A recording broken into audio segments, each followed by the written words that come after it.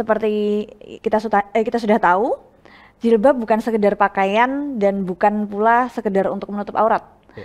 Kita perlu kesadaran bahwa ini juga mengandung nilai gitu ya, mengandung karakter seorang pribadi muslimah begitu. Ya. Nah, bagaimana kemudian kita membangun kesadaran tersebut bahwa dalam jilbab ada hikmah untuk melindungi kaum yang lemah dan terpinggirkan. Iya. Mungkin sambil Yang pertama ya, jadi yang pertama memang ya kita harus kita benahi dulu jilbab itu, ya jilbab. Tadi yang saya sampaikan Bu Intan tadi, jilbab dengan yang longgar, dengan yang dengan tata cara yang sudah ada di dalam ajaran agama itu. Jadi bukan hanya sekedar menutupkan kain ke dalam tubuh gitu, tetapi ada nilai-nilai yang ada di sana. Nah, yang pertama memang harus dikenalkan dengan tata cara. Kalau dalam istilah yang sederhana, tips trik ya. Jadi bagaimana tips menggunakan jilbab secara syar'i misalnya gitu. Itu baru langkah tahap pertama. Tahap yang kedua, kemudian kita membangun satu kesadaran bahwa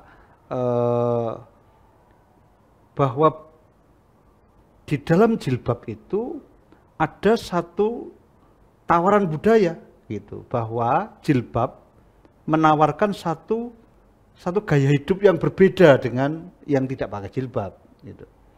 Ini bukan bicara tentang kelas, ini bicara tentang kesadaran bagaimana seseorang itu hidup dengan nilai moralitas yang unggul, nilai moralitas yang luhur gitu. Nah, jilbab mengajarkan bahwa ada budaya yang luhur di dalam berpakaian gitu.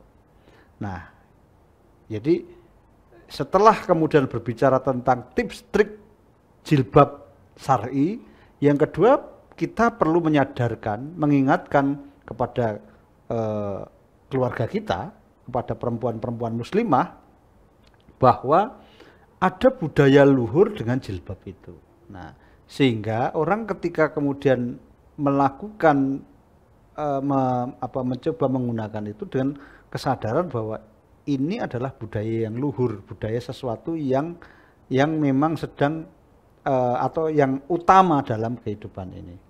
Nah, kemudian baru pada tahap yang ketiga, orang kemudian mulai disadarkan bahwa ini bukan hanya persoalan tawaran budaya, atau dalam bahasa yang lain, ini bukanlah budaya tanding yang sedang mencoba untuk melakukan proses perlawanan terhadap atau melakukan budaya tanding terhadap budaya-budaya industri gitu, yang lahir dari budaya-budaya industri yang dalam beberapa hal kemudian menjadi bagian dari gagasan konsumerisme itu yang eksploitatif, tetapi ini kemudian bahwa jilbab itu adalah bagian dari proses untuk melakukan perlindungan sosial gitu, bahwa di dalam tubuh perempuan ada yang dilindungi, atau perempuan perlu dilindungi dari eksploitasi yang dibangun dari konsep konsumerisme itu,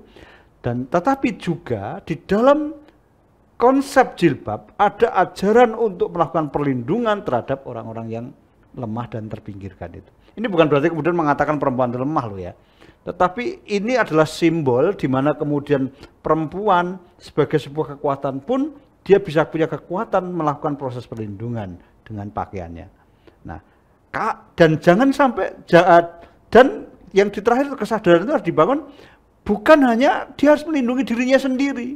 Pada akhirnya dengan konsep si jilbab dia harus melindungi orang-orang ada di sekitar dia. Dia harus melindungi orang-orang yang lemah dan terpinggirkan yang ada di sekitar dia.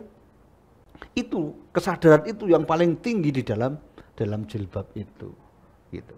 Sehingga tidak lagi sifatnya individual, aku pakai jilbab supaya ditambah cantik, aku pakai jilbab supaya kemudian tampil berbudaya luhur, ya, supaya kelihatan menjadi orang yang sholihah kan gitu.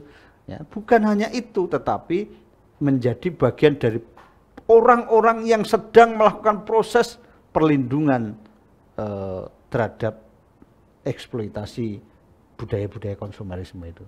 Baik, berarti apa namanya, istilah untuk kaum yang lemah dan terpinggirkan itu berarti arahnya ke kemana Ustaz Asad? Ya, jadi seorang perempuan itu adalah guru. Ya, seorang perempuan itu adalah guru terhadap anak-anaknya, bahkan terhadap lingkungannya. Nah, dia sedang mengajari orang-orang di sekitarnya bagaimana melakukan proses perlindungan, ya, melalui selembar kain, gitu. Nah, aktualisasinya tidak hanya memakai kain ini, tapi aktualisasinya adalah tindakan-tindakan konkret apapun yang bisa dilakukan untuk melindungi orang-orang yang lemah dari proses-proses eksploitasi yang akan mempermiskin mereka, yang akan memperlemah mereka. Orang-orang yang terpinggirkan yang akan semakin meminggirkan mereka dari proses-proses industrialisasi, yang mereka menjadi kehilangan sumber-sumber aset-aset yang mereka miliki. Karena apa? Karena mereka mendapatkan proses eksploitasi itu. Dan kita, atau dalam hal ini, jilbab mengajarkan kepada kita bagaimana melindungi mereka itu. Nah, itu yang kemudian harus diajarkan. Sehingga seorang yang pakai jilbab itu tidak hanya militan berjilbab, tapi juga punya militansi untuk melindungi nasib orang-orang yang tertindas, gitu. Oke, berarti ini simbol, bukan hanya simbol agama tapi juga simbol sebuah perjuangan. Iya, gitu ya? ini satu proses di mana kemudian nilai dasar kemanusiaan untuk melindungi itu semua. Ini adalah nilai dasar khalifatullah fil ard. Oh, Masya Allah. Ya, jadi menjadi wakil Allah di muka bumi ini untuk mendatangkan kemakmuran, untuk melindungi agar tidak terjadi kerusakan-kerusakan alam. Gitu. Nah, orang-orang yang tidak punya sumber daya kekuatan yang mampu, yang mereka itu kemudian nanti ditindas, tanahnya dirampas gitu, airnya dicemari, sumber-sumber airnya kemudian dihabisi karena kemudian sumber-sumber airnya diambil oleh mesin-mesin industri itu. Mereka dilindungi gitu. Nah, siapa yang bisa melindungi? Ya orang-orang yang punya kekuatan gitu. Dan jilbab adalah kekuatan untuk melindungi itu. Nah, ini simbol yang harus dimiliki.